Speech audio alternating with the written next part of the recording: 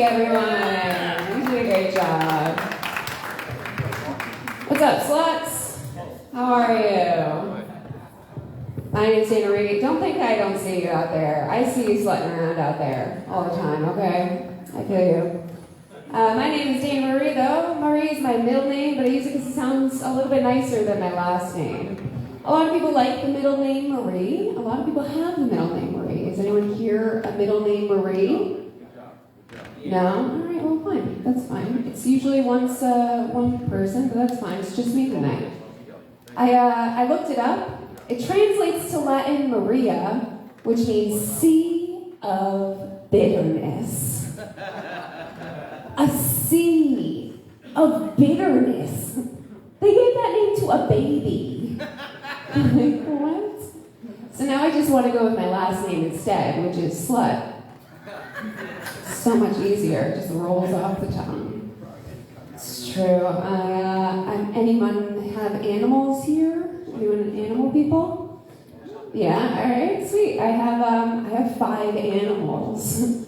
Time to cry for help, yeah. I have 3 cats and 2 dogs. Very sweet, very sweet. My mom goes, Dana, it seems like you're compensating for something. I said, yeah, happiness. So, thought that was obvious by all the pet hair that I have every day. But it's cool. I bruise easily. I bruise like a peach, a summer peach, if you will. And a lot of my family members do as well. It runs in the family. Only on the women's side, though. I don't know what's up with that, right? I guess it's because we're all loud-speaking America, Italian women. That's probably why we bruise easily. I don't know. I looked it up. I was curious. What makes you bruise so easily? First thing on the internet, a vitamin K deficiency. I said, well, that is a relief. Because I thought it was because I was being slammed up against a wall all the time.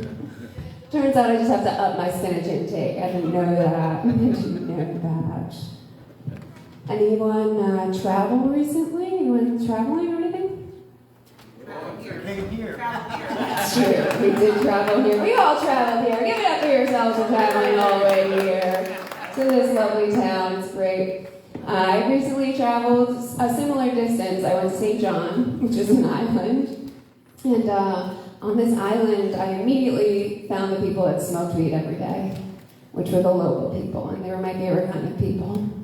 One guy comes up to me afterwards and he goes, hey, white girl, have you ever been with a Rasta man before? We're full of rum and weed. I said, damn, that sounds sexy. It does not sound as sexy when I say something like that, though, because when I say something like that, it sort of sounds like, hey, Rasta man, have you ever been with a white girl before? We're full of Starbucks and daddy issues. Okay. And that's how I got arrested in St. John. So that was a fun time for me. I want to give it up for Alan for having us out here. I think it's fantastic. I love this bank that they restored. I didn't know that John Tafferty now does banks instead of bars for bar rescue. That's cool. It's my favorite dude. But this place is really cool. I like this place a lot. I like it has a bar. I like anyone with a bar. I particularly am happy that this is not a brewery. You guys go to breweries at all? Yeah, tired of it. I have a lot of breweries, a lot of wineries. I'll be doing one tomorrow. Yeah, thank God, right? Love a brewery and winery. I mean, because look at me. They pay me well. Of course. Of course we do, right? It's made for us. We get to hang out with our friends and our family and then other people's toddlers randomly, right? You're like, first I was confused, but then I realized, oh wait, that's the GD, obviously. They'll be driving later. Safe driving for everyone here tonight as well. A lot of my friends are having kids, which is fine, I guess. I clearly don't have any kids, as per my last joke about having 5 animals. But I just don't like the justifications that people have for having kids. Have you ever heard this one? I don't know, how hard can it be? Idiots have been doing it for years. Like, if that's your justification, no one wants that kid. We are all set. If they're not striving to be the next person to take us to Mars, we don't need them, okay? We have all the yoga teachers that we need already. We're good on that. Yoga's free. But, no, that's fine. I guess you guys all loved kids and yoga. That's okay. Anyone here dating by any means? Yeah, we're pretty hip here. Are we on the apps? LinkedIn? No? All right. Well, LinkedIn doesn't seem like a dating app. What is that? Boring? The dating apps or LinkedIn? LinkedIn is pretty boring. It sort of feels like a dating app sometimes, like when you get sexually assaulted by a potential employer at 3 a.m. You're like, I don't know what kind of job you're looking for, sir. Pretty sure I'm not providing that one, though. Not yet. No, not yet. Still working on getting an actual job. I don't know. But it's been pretty fun. I wonder if dentists have LinkedIn. Anyone here a dentist? I'm looking for a good dentist. It's impossible to find one. I feel like every time you go to the dentist, you go in with better teeth than you do coming out. Right? You go in, you're like, how bad can it be? It's just a cleaning, right? A couple weeks later, you're like, why are my gums still bleeding? I don't understand. I went in 3 weeks ago, and they're swollen, and there's something sharp in there. They just left something sharp for some reason. I don't know. And a hole. There's a hole. There's actually a hole in my teeth. I feel like dentists are like the local mechanics for your mouth, right? You go in for one thing, it's actually like 5 other things you had no idea about. The price is over any amount that you ever wanted to spend, and at the end of the day, it doesn't even matter because you have to go to someone else to finish the job anyway. So, I don't know. If you have any good dental work, please contact me. My name is Jamie Murray. Have you guys ever known a one-upper? Someone that listens to where you went on vacation, and then they tell you the private island that they went to on their vacation? Yeah? Don't ever tell a one-upper what you got for your birthday, because what they got is 10 times better. If you still don't know a one-upper, it's you. You're the one-upper. Sorry to break it to you here. But I knew this one-upper in college, and we knew each other because we would go out to the bars together and get drunk on the weekends. You know those friends. I mean, is anyone here drinking? Some people are. Or anyone here drinking? Something a little bit wrong out here. That's right. There we go. Yeah, you're with your drinking buddies. They're all here right now. Yep, that's me. That's so rolling. What's your name? Matt. Matt. Rolling Rock Matt. I really like that. Roll so much That's fun. his new name. But my friend calls me up on the weekend asking me to go out. I said, sure, yeah, just so you know, I'm not really feeling so hot. I have this cough. It's loud and dog-like. But I'll be there because I prioritize my health last. She goes, so funny you say that. I'm actually sick too. Only I think it's bronchitis. So I was like, oh, okay, bronchitis. We go out anyway. All right, a couple weeks go by, she calls me back, asking me to go out. I said, sure, again, still sick, a little bit worse now, I'm itchy and sweaty. But I'll be there because I don't care about my life. She goes, same, I know. Only I think it's pneumonia for me. Said, pneumonia? That's pretty serious. Are you sure that this is worth it? She goes, it's dollar shot night. When you're right, you're right. So we go out. A couple weeks go by, I call her back. I said, hey, if you're still feeling the way you're feeling, you should probably go check it out again. Because I just got diagnosed with cancer. They said I might be dying. She goes, I'm literally dead. Literally dead? I couldn't. No, she's not really dead. She's not really dead, only in my dreams. But I really do have cancer. And I really one-upped her. I one-upped her so good. I will scream it to the hills until I'm blue in the face. I am one-upping all of you right now, actually. It's fantastic. It's true, I've been living with Hodgkin's lymphoma for the last 10 years, and like any long-term marriage, I'm over it. Yes, the honeymoon's over. We just realized we're going to be fucking each other for the rest of our lives.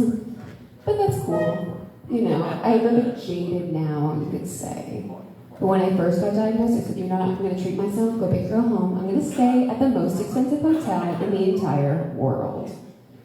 Do you know what hotel that is? It's Memorial Sloan Kettering Cancer Center. Obviously, it's the most expensive hotel. Like every hotel, it's the amenities that get you.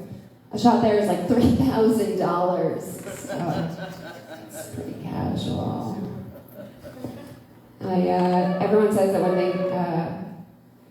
they feel like they're in a near-death experience, they feel like they're closer to God or something, right? They're the best selves after they're walking on air. For me, it's the exact opposite. I don't know. When I first told myself that I was getting cancer, I decided that I was just going to go out and travel and do lots of trips on acid. That's what I ended up doing. I tried to write my bucket list. It's just bucket. I didn't even finish the title. My last Google search was chemotherapy and cocaine, question mark? What's wrong with me? Like, why are there not more studies done for that though, really? Because that's something I'd be a guinea pig for, okay? I am on a clinical trial, which is why I'm standing in front of you now. And on these clinical trials, you are like a guinea pig. And I take offense to that because I'm Italian. It's pretty rude. Very rude. But I like this clinical trial. It's pretty cool. Every time you go in, they sort of ask you, like, hey, Dana, how you feeling? And, you know, doctors are always asking, you're like, I don't know, how am I feeling? And you start thinking, you're like, well, you know, sometimes I have itchy eyes. My eyes are itchy, and I'm, like, hungry a lot. I want to eat. And I don't know, it's sort of like I'm sleepy, and then I'm awake. It's just like this vibe, you know, it's like electric. And they're like, stop taking edibles before you come here. I can't tell you another time, this is for research, okay? You guys are taking this really well. I'm really proud of you. Way better than my parents did. Way better. When I was telling them that I was diagnosed with cancer, they thought I was coming out of the closet, essentially. They said, I sat them down, I was like, guys, I have something really serious to tell you. My mom immediately, I knew it this whole time. She was always in sports. She never brought a guy around the house. Look at her hair. She's obviously a lesbian. I said, no, Mom, I have cancer. And she goes, oh, I am so relieved. I'm so relieved. I don't know what we're going to do, but we're going to figure it out. Because you're still my little girl. No, just playing with you guys. You guys are doing this really well. I'm a pretty controlling person, just trying to control this narrative a little bit. I'm so controlling that I operate my windshield wipers manually instead of automatically. They just don't make the right speed for me. You should see me when it's flying. I'm like, 1, 2, 1, 2, 1, 2, 1, 2. And then I'm like, why am I doing this? It's an automatic. No, it's not the right speed again. It's true. But you know who else is probably pretty controlling? The guy that invented Pringles. Right? I mean, what kind of undiagnosed OCD did that guy have, really? He was like, I want to make a chip that is the exact same size and shape. And then I want to stack them on top of each other perfectly. And then I want to shove them into a tube. And then I want to shove my dick in the tube. And they love to be organization. And that, my friends, is how sour cream and onion chips were made. Okay. Just saying. Just a little fun trivia fact for your brewery later. Just throwing that out there. Yeah, right? I know. Sour cream and onion, not my favorite kind. Kind of gross. People, they need to come and make a wish. Are you having fun still? Are you having a good time? Are you making it through? Alright, good. You've been great. I really appreciate you. Let me bring up your next final comedian of the night. He's been on MTV. He has been on Amazon Prime. Give it up for Sean Lynch, everybody. Dana, give it up for Dana Christensen one more time. Yes. Dana Christensen, my pal Frankie Vera. D-Dubb along, all the talented people you've seen tonight. Please give them some applause. My God. All right, folks, you asked for it. You wanted to see what Drew Carey would look like if he was doing a bad impression of Johnny Cash at his own funeral.